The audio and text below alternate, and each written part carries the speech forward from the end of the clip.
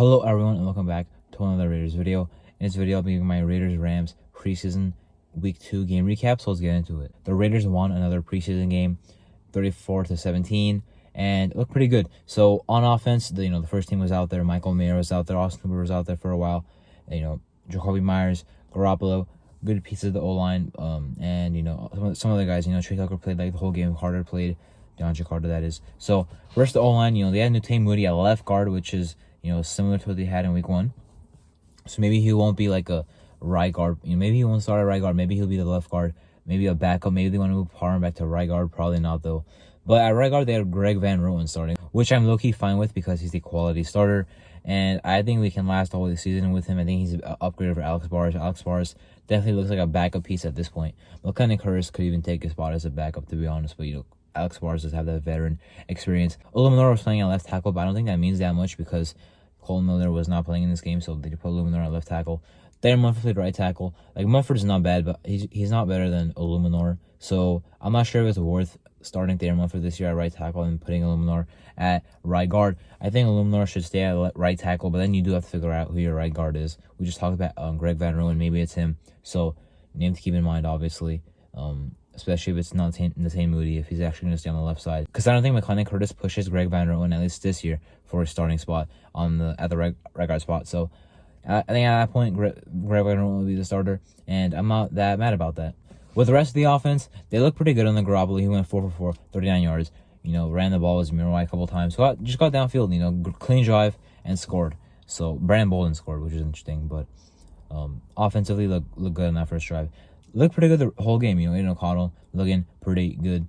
Brian Hoyer not looking pretty good. But I feel like we shouldn't waste a roster spot on Brian Hoyer. I know he was supposed to be like the quarterback coach, but you know what? He kind of did that already. Yeah, he had the whole offseason to do that. I'd probably cut him after this past, or like when roster cuts happened after this last preseason game. But I don't think we should waste a roster spot on him. We have a quarterback coach that's already here.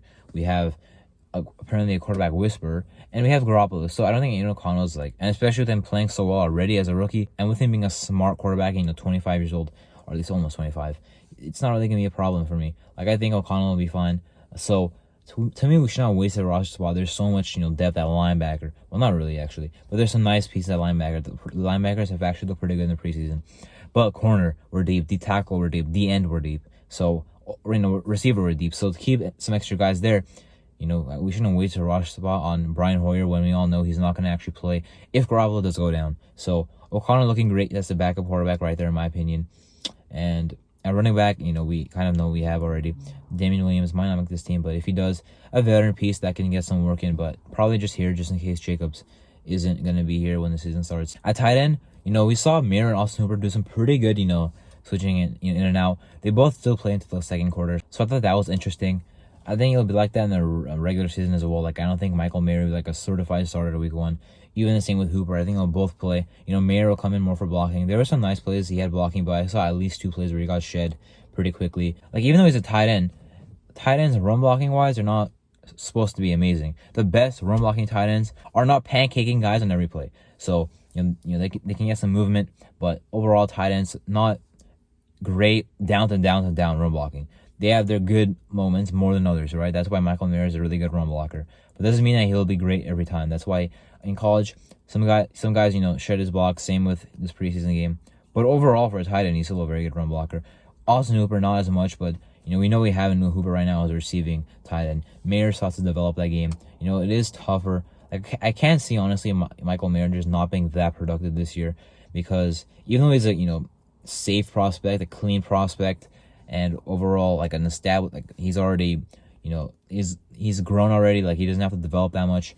I can still see him not having the most production this year. It's just tougher for tight ends to get that done right away in the league. So I think he'll be a good piece down the road, but we'll see how much he does this year. Not that worried because we have Austin Hooper. Combined, they should put up some nice tight end production there, so I'm not worried. Now on the defense, we didn't look as good. The pass rush was not the same. Only 1 sack. Didn't really get that close. We did have a pick, so that was pretty nice to see. Isaiah Palomar, but at the same time, it was thrown right to him. In the last game, Sam Webb had a tip tick. Isaiah Palomar had a pass thrown right to him, right? It's I like that we're making plays on the ball, but any DB in the league would have made those plays. So I can't really say I know we're gonna be a ball hawk, secondary when the season actually starts. And the pass rush, now I'm definitely back to being worried again because, to be fair, I don't think Byron even played, but Tillery looked good in a very limited fashion, but Nessa Jade was not doing that much. Like Adam Butler didn't play, and I don't think he played at least. Maybe he did play, but if he didn't play, that makes the huge difference because in the first game he was playing a lot and we looked good. This game he didn't. I don't think he played that much, and we didn't look that good. Same with John Jenkins. Like I don't know how much John Jenkins really played going to like the second quarter or second half. So, and at that point it was Neil Farrell, Matthew Butler and other guys in there as well. So our D-line just didn't look as good. One guy that can't say look good is Malcolm Kuntz. Malcolm Kuntz better make this team. There's no doubt in my mind, 100%, he's way better than Adam Plant Jr., who hasn't done anything this preseason. If they put Adam Plant Jr. on this roster over Malcolm Kuntz, maybe because he's 6'5", 260, whatever, 265, I'd be very mad about that. Every chance Malcolm Kuntz has ever got, whether it's the preseason or the regular season, the guy plays well. The guy just has a pass rush arsenal. Like the guy knows how to win reps when going up against the tackle and trying to get to the quarterback. The guy knows what to do. One-arm stabs, whatever it is, push, pull, all that type of stuff. He knows what he's doing. So we should definitely play him. Like he really should be the fourth D end. Sure, you have Tyree Wilson when the season starts, but Kuntz should be that fourth guy. And even above Jordan Willis, in my opinion. Like I like Willis kind of, like he's been productive in the league.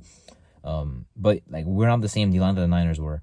You know what I mean? Like they're a D-line factory. I'm not surprised that he produced over there. For us, I don't expect the same. However, he can still produce. That's why I think we keep 5 D-ends. And playing Junior on the practice squad, that's fine. But I don't think he should make the active roster. He hasn't done enough, in my opinion.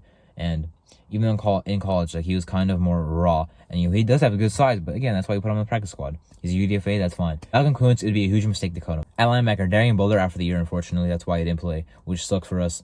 And him, torn ACL and meniscus all in one. That sucks. I thought he looked good in the first game as well, but hopefully we bring him back on our IR so he can be on the team next year. But Curtis Bowen I thought looked good again. Ari Burney looked pretty good, I guess. Masterson played a lot more this game. I think he's been looking pretty good as well. And Robert Spillane early on had like 2 really nice run defense tackles. But the linebacker of the game was Drake Thomas. Last game he had very limited fashion, but looked pretty good. I think he had 2 tackles for losses. But in this past game, he went off. I think he had like 10 tackles, 11 tackles. The man was flying around. It was really impressive to see. Drake Thomas might be on this active roster. And that's where you talk about the linebackers, right? Because you got Robert Spillane, you got Devon Yellow. Masterson, in my opinion, is the third linebacker. Amari Burney's a lock to make it, in my opinion. That's 4. And then you got Curtis Bowen is pretty good. At least has been pretty good. He looks majorly improved. And then you have, Drake Thomas in there as well. So that's maybe 6. Are you going to keep 6 linebackers? I'm not sure. But if you cut one, is it going to be Drake Thomas or Curtis Bolton? I think they would keep Drake Thomas there, but that's a little tough guy in Curtis Bolton. Because Curtis Bolton has been good this season and helped us out a lot last year in special teams. With the safeties, Merrick's going to make it. Epps is going to make it. Chris Smith is looking pretty solid. Now, Isaiah Panel's probably going to make it too. So now the question is, do you keep those 4 safeties or do you want to keep a 5th? Because then it'd be Teamer or Jaquan Johnson. You're not going to keep a 6. They're both like opposite type of players. Johnson's more of a safety and Teamer's more of a free safety in the post, and Teamer's more of a strong safety that plays the run and plays special teams obviously. But if you have to keep one of those guys, I'd prefer Teamer. But if you don't, then you have your 4 right there, and the other guys I mentioned. Corner, that's where it gets tough as well because David Long Jr. played a lot. They don't play that bad, but Faison's still out with an injury, and he's probably locked to make the team as well. Ja'Cory Bennett didn't play for whatever reason, but Duke Shelley's been playing. He hasn't looked like that impressive. Meek had a really nice play on the ball, dropped the pick, could have been a pick 6. What matters to me is he made the play on the ball, which shows that he can play the position. Obviously, he was playing slot again, trying to find himself some more versatility. So good for him. And Tyler Hall playing really late again. To be honest, the whole narrative on Tyler Hall might have just switched completely. 2 months ago, 3 months ago, before he signed Marcus Peters, before Nate Hobbs was reportedly going back to the slot. That was the guy in the slot. And then the Ja'Cory Bennett hype picked up. We signed Marcus Peters. Apparently Nate Hobbs is going to go back to the slot. That report came out. And now Tyler Hall is kind of in a bad spot because he's only a slot guy. And we don't really need to carry 2 of those guys if Nate Hobbs is playing in the slot. So we'd carry more guys to play potentially on the boundary, right? Like Brandon Faison might not start, but could play on the boundary if injuries happen. Same with David Long Jr., same with Duke Shelley. So that might leave Tyler Hall out, but he's still pretty talented. So anyway, that was my Raiders-Rams Week 2 of the preseason game recap. I'm Arto, and thank you for watching.